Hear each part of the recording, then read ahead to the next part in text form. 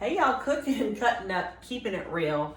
Today in my kitchen, I am putting up some purple hull peas, and I have Janet from Another Planet on the iPad, which y'all can see at the bottom of the screen, and I hope it doesn't fall in the peas, Janet, but if it does, it's part of keeping it real. So I have everything turned off in the house except the tick-tock of the clock.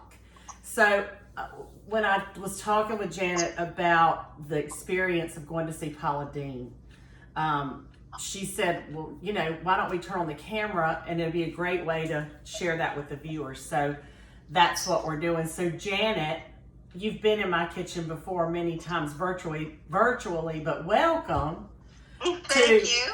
Putting up purple hull peas. Yeah, so this morning, Lisa, I was saying to you, we've been so busy, I haven't really had a chance to ask you what it was like leading up to arriving at Paula Deen's home. And, we've kind of talked about the essentials of what we needed to share, but I haven't really talked to you about that whole process of leaving the farm, traveling to Georgia, arriving there, and what you went through to get ready, what you were thinking about. And it's fun right now to talk about that because we're getting so close to the release of the footage by Paula Deen's team. Yes. We're getting word that that's going to be within a couple of days. Yes. And we're definitely going to announce that on both the Facebook page, our Facebook page, and our YouTube channel. Yes. So that our viewers are along with us for the launch of that footage, which, I can hardly wait. I'm so excited. We had to have about a 2-week period while her team takes that footage and makes it right and edits it and all that kind of stuff. And, of course, they get to release it first because they were the ones who captured it. Absolutely. We get to tag along and show everybody and make sure our viewers can find it easily on the Facebook page and the YouTube channel. Right. So we were starting to talk this morning about those experiences that you had. We had a moment where we didn't have to just work hard, and we thought we should chat about that stuff. So I thought, hey, turn the camera on. Let's let the viewers hear about what we're going through. I'll start out with a funny story. You ready? Okay. It's so hard for me to train myself to talk with you on virtual and look up. So I'm going to try to keep looking up, and I'm going to eyeball the clock up there. Maybe that'll help me have a focal point like I'm in labor again having children. Anyway, one of the funniest things that happened, y'all, was this. When Lisa Purdue and Wendy and I, Winifred, aka Winifred, arrived at Bobby's guest house, because that's where Paula and Michael are living right now while they renovate their house. It was so funny because all I could think was, okay, just please, I just kept praying, please, Lord, help me to keep myself together, because I have watched Paula Deen for, when I first really tuned into her cooking shows was when I was down for 3 months in the bed with back surgery. So I've had my husband, I act like y'all don't know him, imaginary farmer Andy.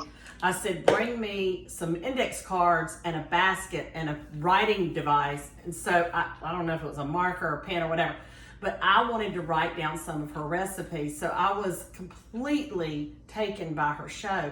So that's been at least, it's been 15 years ago. I'm 51. Yeah, I think my surgery was 2008. Anyway, I'm not good at math. The problem is I can't talk quick enough and keep my math skills intact. I know that Drew was 14 and now he's 26. So 12 years, is that right, Janet? Yeah, that's right. Okay, thank you. So 12 years ago, I caught on to watching her and watching some others as well. But when I got there, all I could think was stay calm. Stay calm, because I was sharing 3 recipes with her and she was sharing 1 with me. So the funny part is this.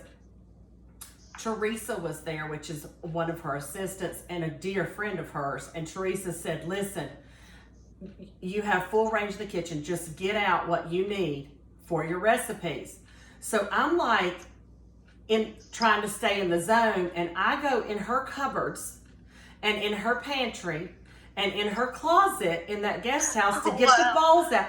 And I'm thinking to myself, I'm starting to sweat. I can feel my armpits getting moist. I'm getting that nervous thing. I'm drinking water. My mouth is dry. That's my physiological nervous system reaction to, oh my Lord, what's getting ready to happen here? And so I felt like I was in a kitchen takeover for a few minutes.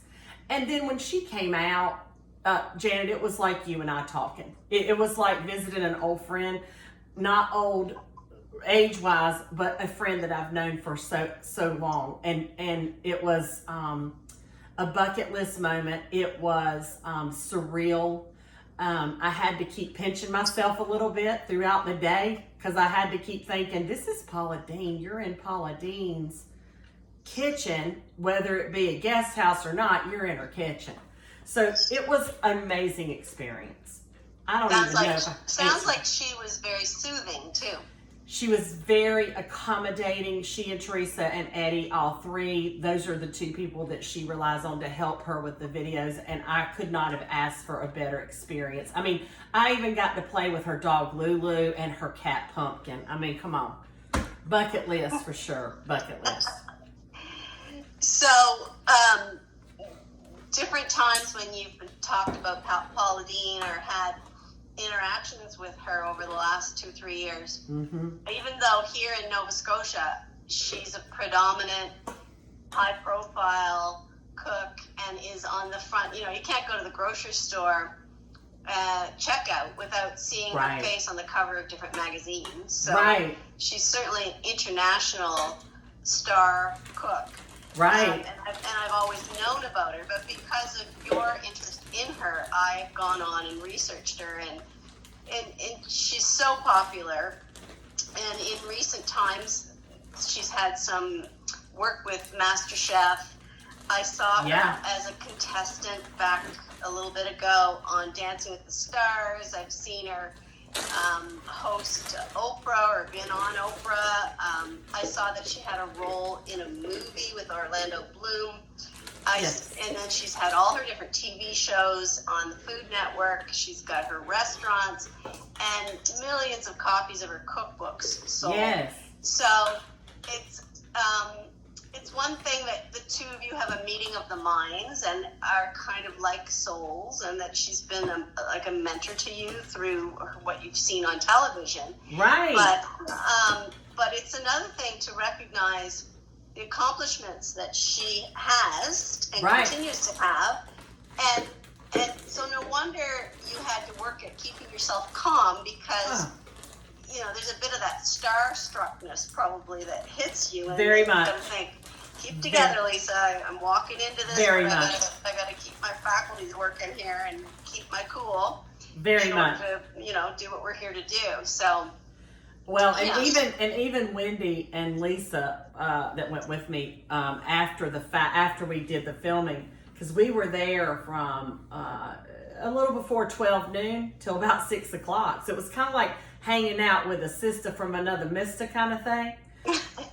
And then we were able to visit while we waited for the recipes that we decided to do together to cook and to come to completion. And then we got to taste all the food. So I'm speechless about as far as what happened between noon and 6 because it was amazing. But the funny thing is this, I am so used to talking to you guys as viewers, and I'm so used to having that, hey y'all, cooking, cutting up, keeping it real thing, that when they started filming the first take, and they gave me that, you know how you do when you're filming somebody, you do. And when they did that, I started by saying, hey y'all, cook it. And it was so funny. Everybody cracked up. Purdue, Winifred, Teresa, Eddie, and Paula, because it's her show. And so they cut the film, and then he said, Lisa, this is her show. You're a guest on her show. And I was so embarrassed for just a moment, but then Paula just made it, like it's no big deal. She kind of patted me on the back. She may even hugged me a little bit, but I'm not kidding. I thought, how crazy are you that you just automatically,